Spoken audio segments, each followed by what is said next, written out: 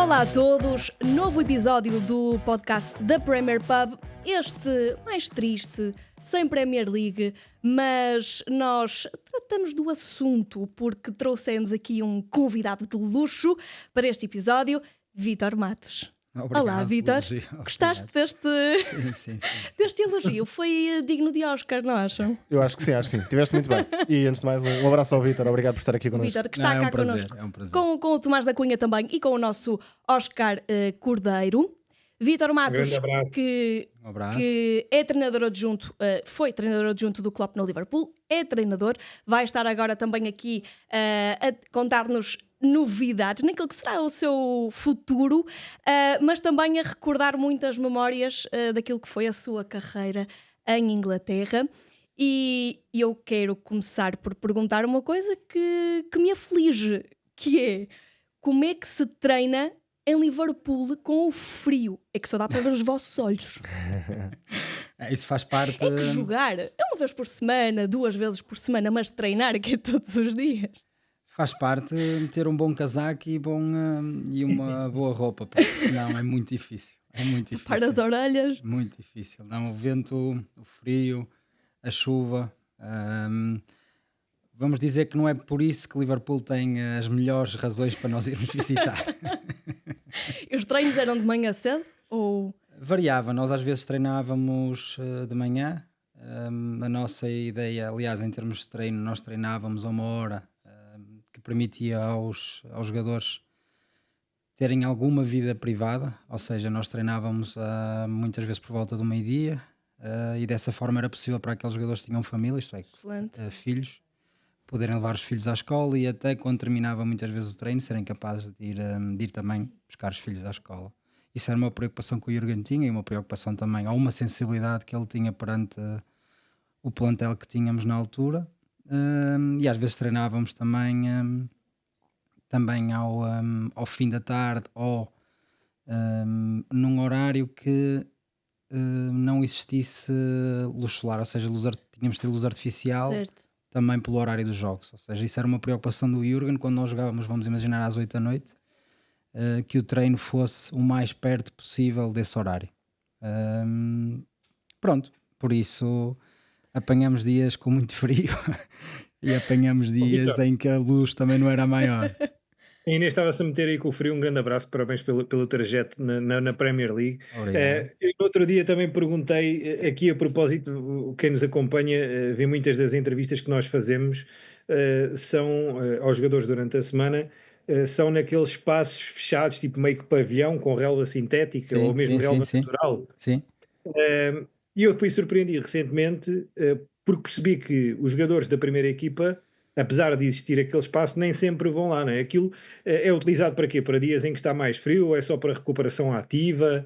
Não, olha, depende do clube. No nosso contexto, nós tínhamos esse espaço, mas era uma relva que era artificial, mas não era uma relva que fosse possível de jogar futebol. Utilizávamos aquele espaço como um sport sol, se quisermos dizer, ou chamá-lo dessa forma, em que tanto servia para um convívio e tínhamos alguns sofás e os jogadores terem ali um espaço para eles, como tínhamos... para fugir mesmo do Não. Como tínhamos mesas de ping-pong e eles podiam estar, como tínhamos uma rede para vôlei e eles podiam jogar, ou seja, servia um espaço que também era partilhado com a equipa de sub-23 ou sub-21. Era mais um espaço de convívio e um espaço de interação do que propriamente um espaço de treino. Aliás, no tempo de Covid utilizamos esse espaço até como espaço de reuniões antes do jogo ou alguma reunião tática que existisse. Para haver mais espaço. Para haver mais espaço. Vocês e o vosso trajeto no Liverpool foi claramente marcado pela consistência, independentemente dos títulos, porque também se cruzaram com um City muito forte e difícil de bater, mas preservar esse lado relacional e até colocando o ser humano muitas vezes à frente do jogador, apontarias como uma grande chave dessa consistência que conseguiram em tantas épocas? Foi importante e eu acho que continua a ser importante. Acho que é sempre bom quando nós olhamos para o jogador e vemos primeiro o ser humano que está. E acho que o Jürgen é um treinador excepcional e é alguém que tem muito cuidado com esse lado. E isso permite primeiro criar uma relação também diferente com o jogador, criar um uma sinergia com a equipa também diferente, porque o teu ponto de partida passa a ser o ser humano e todas as coisas que influenciam aquilo que é o rendimento, não é? Desde a vida privada, a relação com os jogadores, a forma como estás no centro de treinos, a forma como tu... eu acho que isso às vezes também está um pouco ligado com a própria cultura inglesa do manager, não é? Ou seja, a preocupação que existe. Ser um educador quase, não é? Sim, vem um pouco daquilo que é a história do manager em Inglaterra, não é? E os clubes ainda têm um pouco desse lado e quase que o contexto leva também a agir dessa forma. Portanto, sem dúvida que era uma preocupação e a meu ver deverá continuar a ser uma preocupação. Com o calendário tão exigente, com toda a bolha das redes sociais que carrega muito nos atores, nos intervenientes do jogo, vocês, o Jürgen falou disso publicamente, portanto assumo que do lado dele é claro o desgaste, mas vocês, clube, vocês, restante equipa técnica, também na relação com os jogadores, no dia-a-dia, sentiam esse desgaste ou foi de facto, não digo uma surpresa, mas algo que se calhar dava para gerir de outra forma? Não sei, pergunto. O desgaste na última temporada, quando nomeadamente houve aquele anúncio do Jürgen e depois aquele final de temporada. Não, acho que são ou seja, foi uma questão pessoal de um sentimento que ele tinha, não é?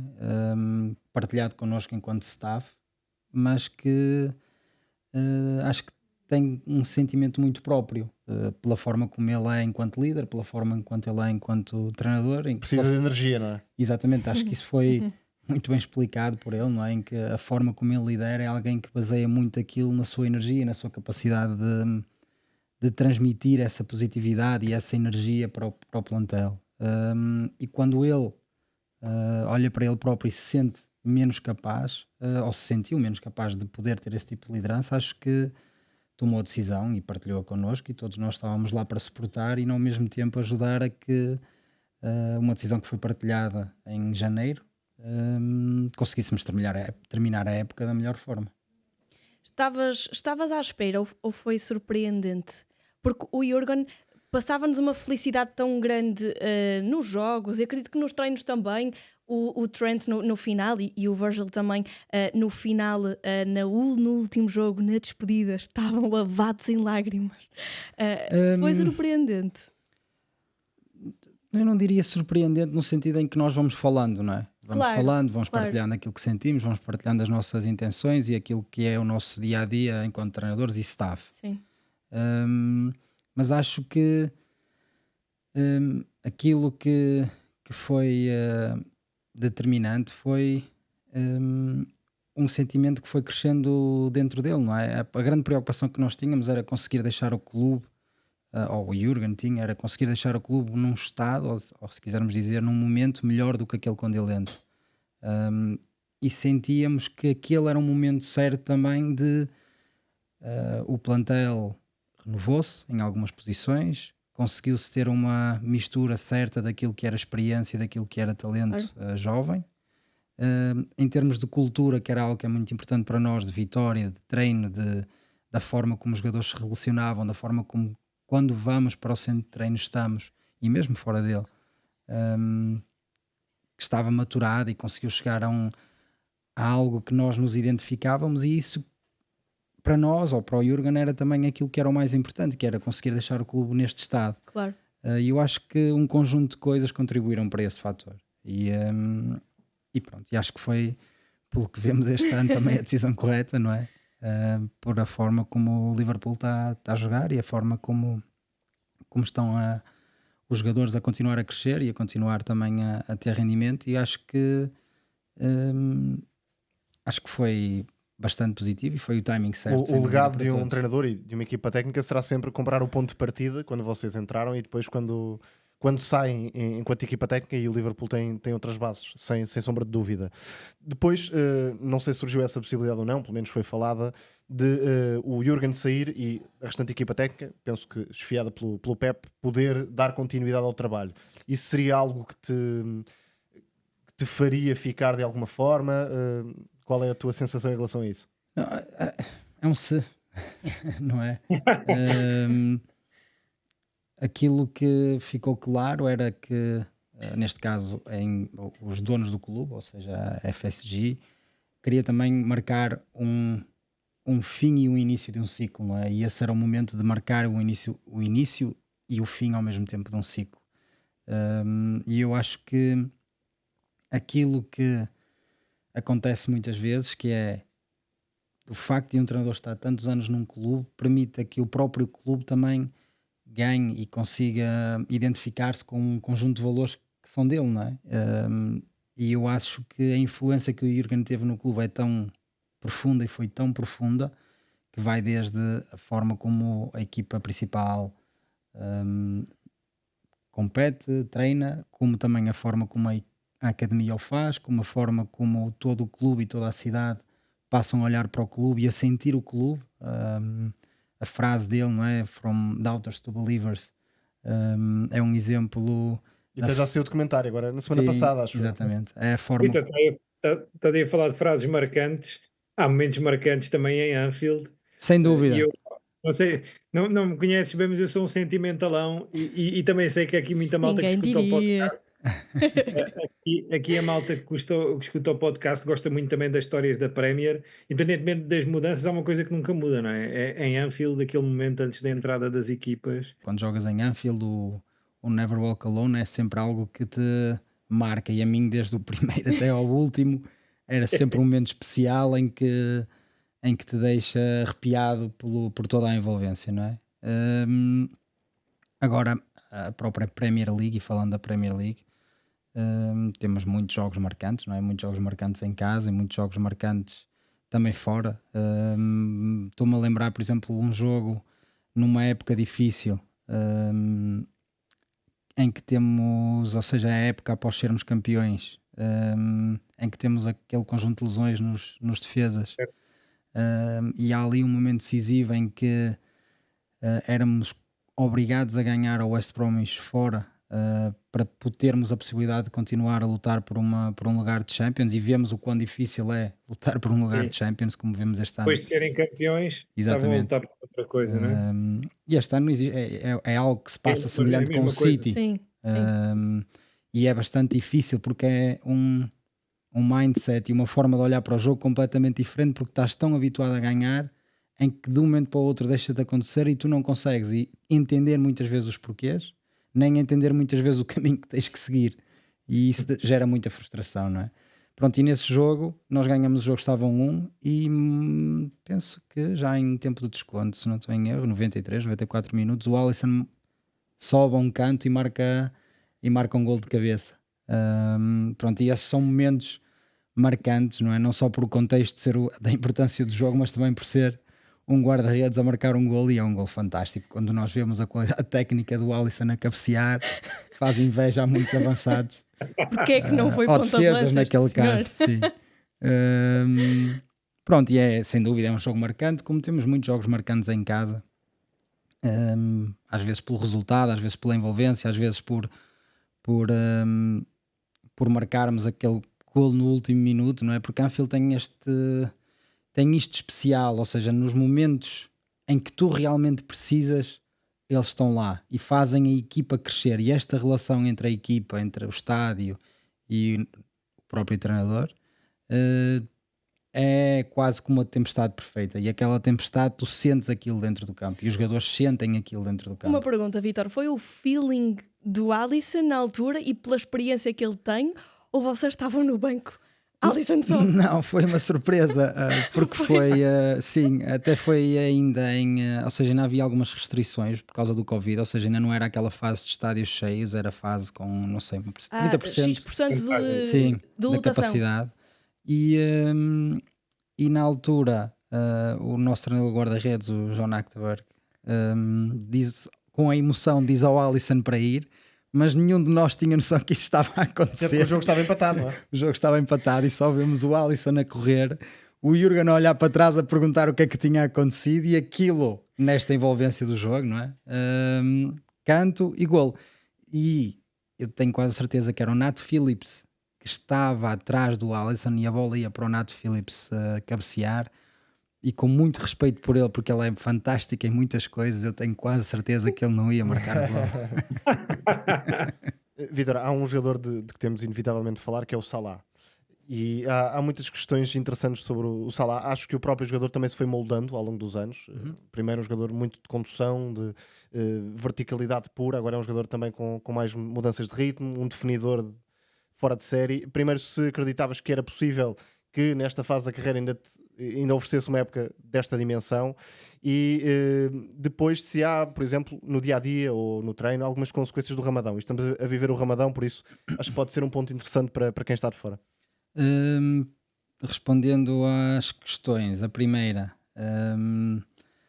o Mo é um jogador muito inteligente, acima de tudo, e que sabe usar aquilo que tem de melhor e de bom para ter rendimento.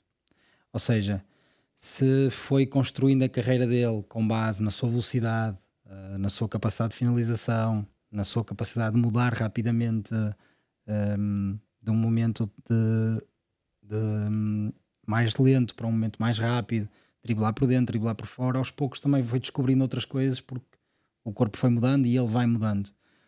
E eu acho que o nível que ele está este ano, acho que é um nível fantástico, não é? Acho que a experiência, a cultura, a maturidade, o facto de conseguir olhar para ele e entender que também tem que procurar diversas soluções para aquilo que o jogo lhe vai dando, e para aquilo que o corpo dele também lhe vai dando, acho que fazem dele o jogador que está. E sim, se me perguntasses, se calhar se há 6 anos atrás ele conseguia ter tanto número de assistências como tem, sem dúvida que é uma certeza, não é? Porque nós quando nos lembramos do Mo Salah e quando nos lembrávamos das coisas que o evidenciavam, tem tudo a ver com drible, velocidade, bola no espaço, agressividade na área, este tipo de coisas, e não com alguém que é capaz de servir de trivela, de por dentro, a picar a bola. E acho que isso é fantástico, que ele tenha conseguido isso e que as pessoas que o ajudaram a conseguir isso também. Em relação ao Ramadão, sim, acho que é algo que tem que existir sensibilidade nos clubes, porque é necessário que existam mais pessoas a contribuir para que o jogador consiga ter consistência no rendimento, seja um departamento de nutrição, seja o próprio treinador a ter sensibilidade naquilo que é os horários e naquilo que é... Os próprios jogos também param em Inglaterra. Sim. Naquilo que é todo o processo diário ou noturno, neste caso. Também a forma como... E porque depois aquilo que a experiência também me vai dizendo é que cada jogador tem a sua própria forma também de interpretar ou de se relacionar com a religião. Mas acima de tudo o que tem que existir é a sensibilidade por parte dos clubes, um conjunto de departamentos, como estamos a falar, fitness, nutrição, o próprio treinador, o próprio staff, para que exista um suporte naquilo que é a necessidade que o jogador terá em função daquilo que é as suas crenças e aquilo que é a sua religião, não é? Queria saber, porque no episódio anterior nós votámos e foi unânime, e por isso eu queria a tua opinião. Sim, não sei se sentem que eu trago sempre temas quentes. Nós votámos todos que o campeonato acabava agora, os jogadores com melhor rendimento nesta temporada e que estava na pole position para vencer o Ballon d'Or, se isto acabasse tudo agora e se não contasse quase nada, era o Salah. E não sei se irias também por aí, se a tua escolha, porque houve também aqui algum Real Madrid, assim, algum burburinho.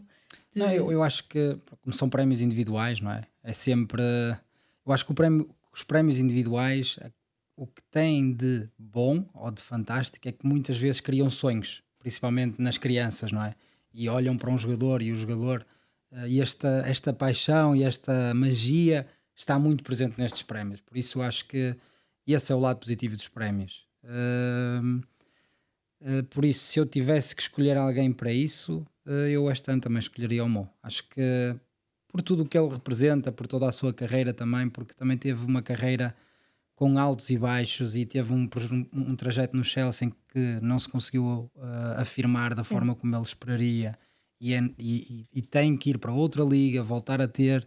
Vem para o Liverpool, faz o que faz, e eu acho que é sem dúvida uma história que pode criar muitos sonhos e que acho que é bonita de se ver. Por isso, se eu tivesse que escolher alguém este ano por tudo aquilo que acho que sem dúvida que ficava muito bem entregue ao Mo. E Diogo Jota, que tal? Só tenho coisas positivas para dizer, não é? Primeiro, tem uma personalidade fantástica. Eu acho que tem a personalidade que nós, treinadores, todos gostávamos de ter jogadores como ele. Depois tem um entendimento de jogo de nível incrível. Ele consegue, daí ele conseguir ter rendimento à esquerda, à direita, no meio, como avançado, como segundo avançado, ter impacto naquilo que são os colegas. Às vezes é muito difícil em conseguires encontrar jogadores, sobretudo naquelas posições em que, para além de tornarem o jogo melhor, também tornam os que estão ao lado melhor. E o Jota tem essa capacidade. E depois é completamente letal, em que tu estás no banco e sentes que a qualquer momento, num cruzamento ou numa bola, ele vai finalizar, não é? Porque tanto consegue finalizar de esquerda como de direita como de cabeça. Portanto, eu sou um fã incondicional dele. Só nunca o desafiaste para jogar PlayStation? Não, aí não tenho hipótese. Mas eu acho que a maioria não tem, não é só o Vitor. É verdade. Às vezes era engraçado porque estávamos no hotel e ele não vai ficar chateado, mas muitas vezes ouvíamos-lo a reclamar com a PlayStation. E estávamos em quartos mais ou menos perto e passar, ok, é o Diogo que está a jogar PlayStation nesta hora. Como treinador, sentes que o mais difícil é conseguires adaptar a tua ideia aos jogadores que tu tens? Porque muitas vezes há esta certa rigidez do treinador. O mais difícil é ganhar. Mais difícil é ganhar. Mas acho que tem que existir essa sensibilidade, porque aquilo que é o teu contexto, não é? Ou seja, o momento em que tu entras na equipa, a forma como a equipa jogava, os jogadores que estão à tua frente, e quando tu queres ter rendimento a curto, médio prazo, acho que é muito importante teres essa sensibilidade no contexto. Certo. Ou seja, de que forma é que aquilo que são os teus valores, os teus princípios, o estilo que tu gostas enquanto treinador, ligado àquilo que é o contexto e o teu ponto de partida, que são os jogadores, de que forma as duas coisas conseguem crescer. Quase como se fosse um quadro e o treinador era o pintor e vai lá um jogador e dá outro e a coisa vai-se construindo. E essa relação acho que é importante de existir para que as coisas consigam fluir. Agora, aí depois depende muito daquilo que é o treinador, não é? Se é um treinador que o seu ponto de partida tem muito a ver só com aquilo que é a sua ideia, poderá correr bem, poderá depender do mercado de transferências, poderá já ter um próprio plantel que lhe permite ser muito mais, digamos, restringir muito mais àquilo que é as suas coisas. Às vezes há treinadores que partem muito só daquilo que é o plantel e em função disso vão jogando, vão construindo algo, até muitas vezes em termos estratégicos. Depende muito daquilo que é a identidade do treinador. Eu pergunto isto mais porque temos 4 treinadores portugueses na Premier League neste momento e todos com níveis de sucesso muito diferentes uns dos outros. Uns com mais anos de trabalho, outros com menos. Por exemplo, o Nuno entrou a meio da temporada no Nottingham Forest há 2 épocas, ou na época passada. E por isso numa fase também diferente, por exemplo, do Marco, que começou há mais tempo no Fulham, e agora com o Ruben, que também entrou a meio da temporada, não é? E o Vítor também, que entrou a meio da temporada. E comparando, por exemplo, o Vítor conseguiu aqui uma margem, claro que níveis muito diferentes, clubes muito diferentes, esta ressalva, mas o Vítor conseguiu aqui uma pequena margem de sucesso um bocadinho mais rápido a curto prazo do que o Ruben. Tem a ver com as expectativas do clube, não é? Sim, todos eles em contextos diferentes. Por exemplo, em relação ao que eu estava a falar, acho que aquilo que o Nuno está a fazer no Nottingham tem muito a ver com isso, não é? De que forma ele conseguiu tirar o maior proveito daquilo que são os seus recursos humanos, que são os jogadores que também estão, e de que forma os conseguiu convencer de que num bloco intermédio, com muito entreajuda, com bastante organização, e tirar partido daquilo que é muitas vezes o contra-ataque com os jogadores que estão na frente de ataque, tem tido muito rendimento, não é? E acho que isso é um exemplo fantástico disto que eu estou a dizer. Temos um Marco que já está em alguns anos no Fulham, podemos dizer, e consegue construir também uma ideia de jogo muito basta ver a forma como ele gosta de construir de trás, da forma como aos poucos tem um bom jogo posicional. Os jogos contra ele, nós, Liverpool, contra eles, são sempre muito difíceis pela qualidade de jogo que o Fulham tinha, mas também ao mesmo tempo de que forma é que ele, por exemplo, olhando para um caso como o Smith Rowe, consegue tirar um bom rendimento dele pela posição que o coloca em campo, não é? Ou seja, também está relacionado com o que eu estou a tentar dizer. Depois temos o Ruben, que é um contexto muito difícil por as expectativas que existem no Manchester United, porque é um clube com uma dimensão gigante. E eu acho que, na minha opinião, começa por aquilo que é o mais importante, que tem a ver com a cultura, não é?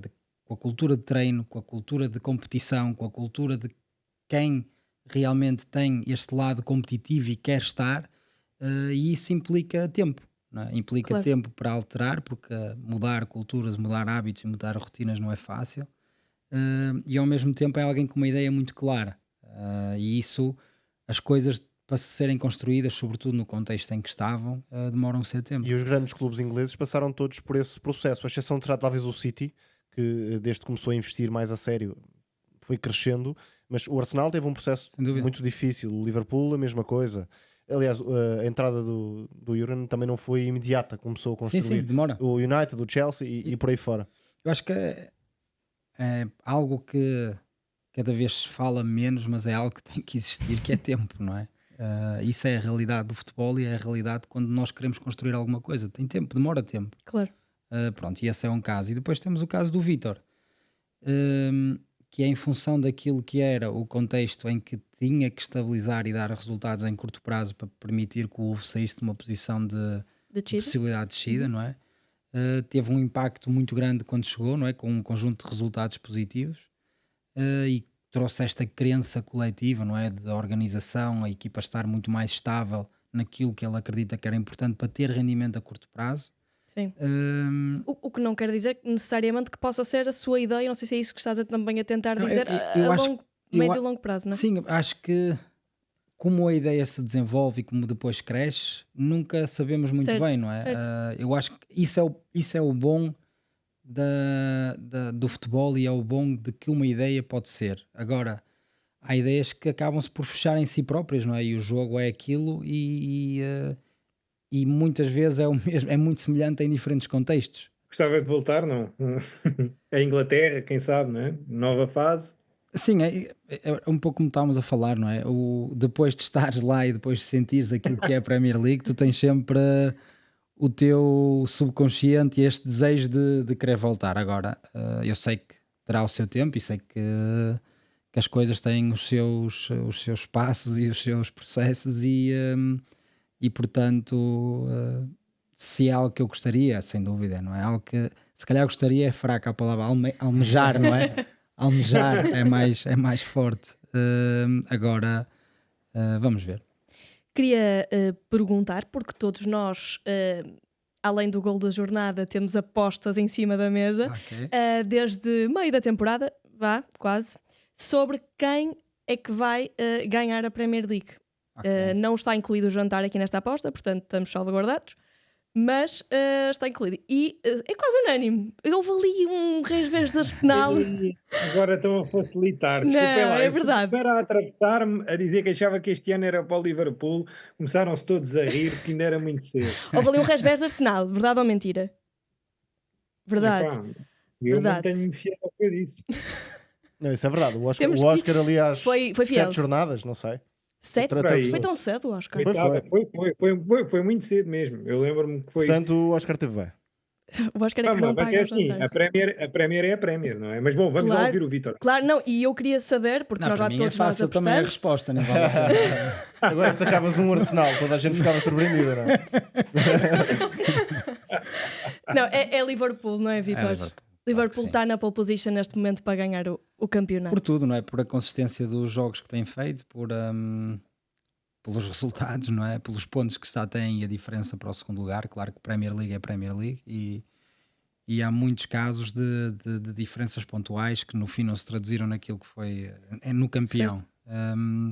Mas acho que mais do que isso é a forma quando vemos o Liverpool jogar e a forma com que eles vão jogando consistentemente e com a eficácia que têm. Acho que é difícil não apontar para outro clube, para além de que Eu estou sempre ligado efetivamente ao clube. Liverpool e PSG são as duas melhores equipas da Europa, na tua opinião? Agora mesmo? Olha, quando estava no Salzburg, tive a oportunidade de jogar contra o PSG, mas também jogamos contra o Leverkusen, e aquilo que eu senti foi que o Leverkusen consegue competir com um nível alto de equipas, e apesar de na Champions ter tido alguns jogos difíceis, eu acho que poderão também ser alguma surpresa, porque a Champions como é que eu ia dizer? É uma competição especial, porque depende muito do momento em que estás, muitas vezes, e como chegas a esse momento decisivo. E isso às vezes pode acontecer. Agora, é muito difícil não olharmos para um Real Madrid da forma como é um Real Madrid, não é? Porque acho que eles têm sempre capacidade para se reinventarem durante a época. Eu sinto sempre que é um ciclo dentro de um ciclo, dentro de um ciclo, dentro de um ciclo. Tem 7 vidas. Sim, são especiais. É inacreditável. Acho que é um clube especial nesse sentido. E acho que aos poucos vão conseguindo encontrar esse equilíbrio. A final de Paris também foi muito isso. Já sim. Infelizmente, não é? Mas sim. Mas acho que agora encontraram também este equilíbrio que ainda não tinham tido esta época, o Real Madrid. O Barcelona tem momentos fantásticos, às vezes não da forma mais consistente, mas tem momentos fantásticos. E o PSG também, como é óbvio, sem dúvida que vai ser um bom jogo, não é? Mas é difícil para mim, do que eu vou vendo.